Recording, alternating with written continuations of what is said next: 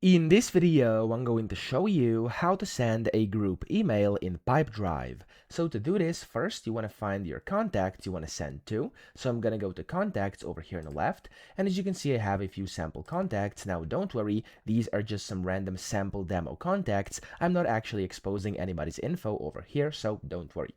Now, whenever you are in here, you want to first select who you want to send this to. So I'm just going to check over here. You can use these check marks. And as you can see, you'll be able to then select the people you want to send a group email to.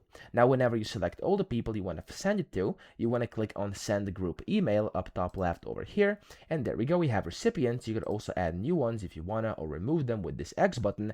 And then here you can either choose a template, or you could go ahead and just basically put in a subject. And of course, here you can put the body or the main part of your email as well. And then you can basically just send messages. So you can click on send 5 messages, or you can click on over here and click on send later and essentially schedule this, okay? So that's how to send a group email. I hope this video helped you out. If it did, please subscribe to the channel and help me out as well.